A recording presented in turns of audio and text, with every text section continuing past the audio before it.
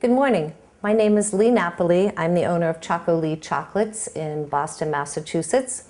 I've been a pastry chef in the city for about 30 years and recently opened this chocolate shop a few months ago. Today I'm going to share some time with you and we're going to talk about making chocolate barks. This is a candy that everyone really likes. It's usually rolled very thin and crispy with nuts or dried fruits, and I think you'll be really surprised to find out just how easy it is to make. Because there are very few ingredients, the type of chocolate you use is really important. You always want to use a good chocolate. We use Callebaut, a Belgian chocolate, here at the shop, and it really lends nicely to the bark. It gives it a nice creamy texture when it's finished and makes a really nice product. I don't think you would be as happy with the flavor or the results if you use an inexpensive chocolate. So if you're going to take the time and the effort to make the bark, invest in some nice flavorful chocolate, all of which are usually readily available at any large grocery store. I'm going to start with a small recipe, so it's very doable for anyone at home. We're going to work with 2 pounds of chocolate, and I'm making the dark chocolate today. You're going to melt the chocolate over what we call a bain-marie, which is a pot with water over a burner, and you put your chocolate in a stainless steel bowl on top. Because you're going to melt the chocolate over some warm water, it doesn't have to be chopped really fine. So once you weigh out your 2 pounds, if you just chop your chocolate into medium pieces like this, it doesn't have to be chopped really fine to accomplish what you want to do.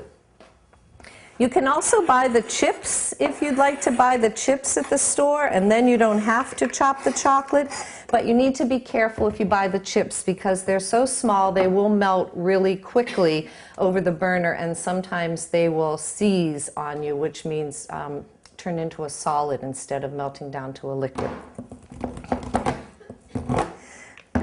2 pounds chopped. Then you want to transfer it to a stainless steel bowl. You want to place the stainless steel bowl over a pot of water. This is our bain-marie. Now, the biggest mistake most people make when they're melting chocolate is they use too hot of temperatures and they put too much water in the pot that the bowl sits over. Small amount of water in the pot. Don't let it come to a boil. Place your bowl over the top. Let the chocolate melt slowly, stirring it occasionally. As soon as it's almost completely melted, turn the heat off and let it finish melting with that little bit of steam that is still coming up from the water in your bain-marie. I'm going to use this melted chocolate to make a bark with dried cranberry and candied orange zest. Because of the pretty colors, the bright orange and the red of the cranberries, I want to be able to see it. I don't want it to be buried in the chocolate. So the first thing I'm going to do after melting the chocolate is spread it onto a sheet pan. Once again, put parchment paper down first because the chocolate won't stick to the parchment paper. And I'm using what we call a recessed spatula, so it reaches down into the sheet pan and makes it easier for me to spread the chocolate evenly.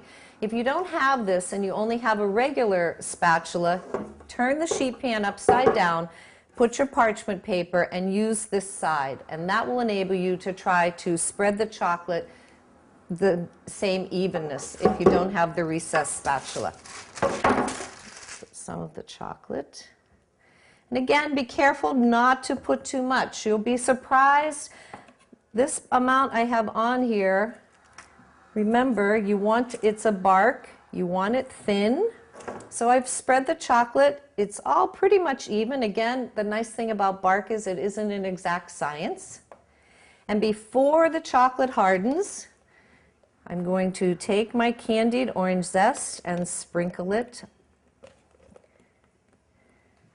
That way the zest sticks so that once the chocolate is hard, it will adhere to the chocolate when you break it into the odd pieces. But you have to get it on there before while the chocolate is still soft, before it has gotten hard. And my chopped dried cranberries. And once I have it on there, I try to just gently come back and lightly touch and tap what I've sprinkled on there to make sure that it's in the chocolate. Again, now we set this aside to get hard. In warm weather, you want to put it in the refrigerator. In cool weather, it's about 20 minutes to a half hour, and the chocolate will be nice and set. This is our dark chocolate bark with the candied orange zest and dried cranberries. It is now set up and firm. The chocolate is firm. Again, you can see how easily the parchment paper comes right away from the chocolate once it's set.